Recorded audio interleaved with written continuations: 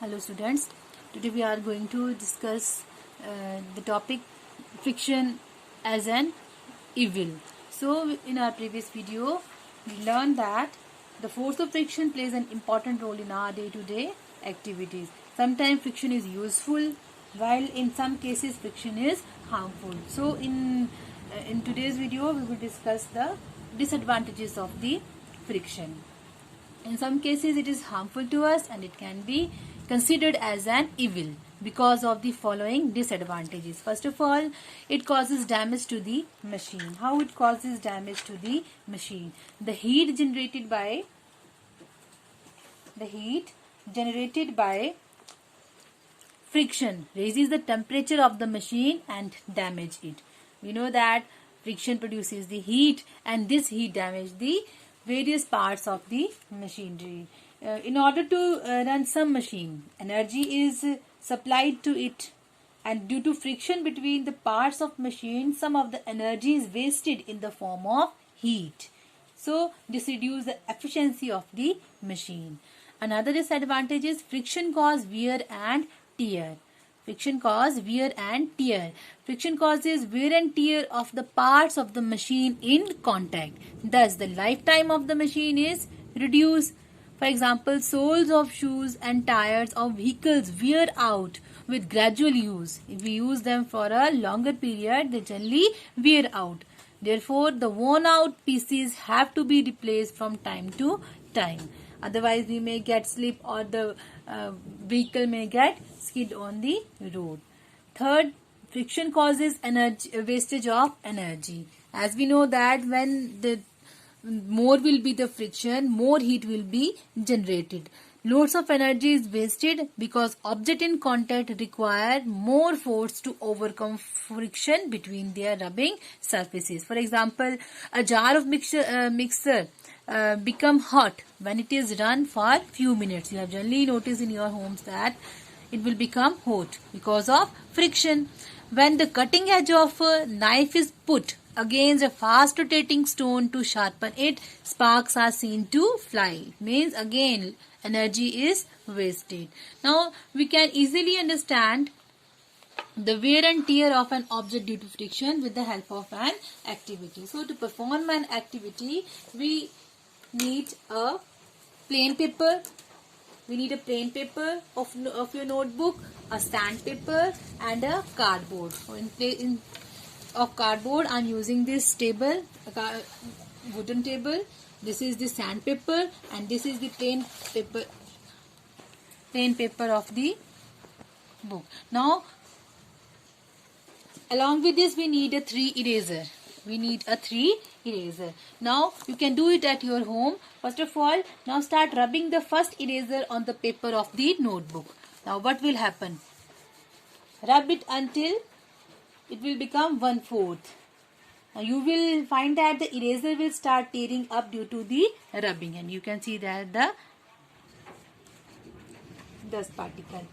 Now, rub the other 2 erasers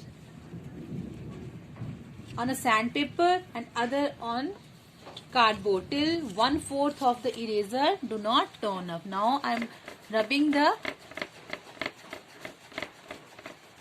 eraser on the sandpaper and can generally see that it will cause more wear and tear. Now rubbing the eraser on the wooden board or cardboard, we will find that the sandpaper takes less time to turn the eraser. In case of sandpaper, time will be very less to turn the eraser up to 1/4. It shows that the more is the roughness of the surface, faster it causes the wear and tear. So you can perform this activity on at your homes. So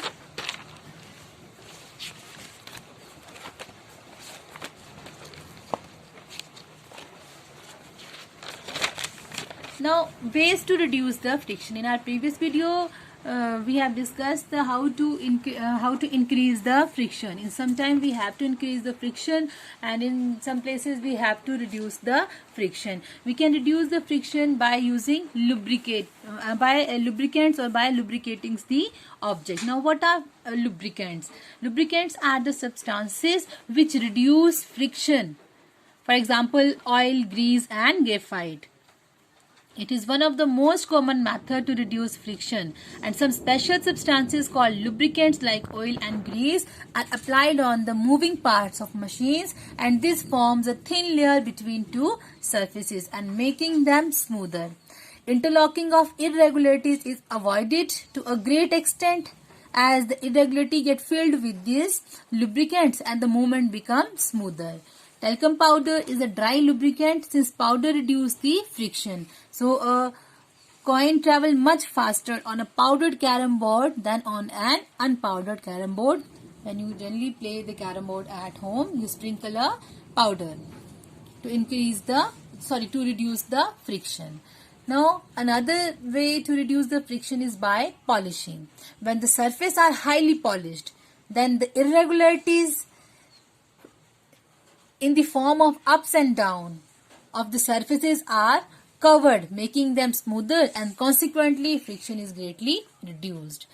Another way is by using ball bearing or wheels. Ball bearing and wheels reduce friction by converting sliding friction into rolling friction, and this helps to reduce friction between two surfaces in contact and also help to save energy. For example, suitcase and trolley are fitted with wheels. Ball bearing are used in free wheels of bicycles, the axle of the cars, the shaft of the motor, etc. They all are fitted with ball bearing. And another method is by streamlining the shape of an object, that we have discussed in our previous video, that streamlined is a special type of shape which is narrow in front and back and broader at the middle.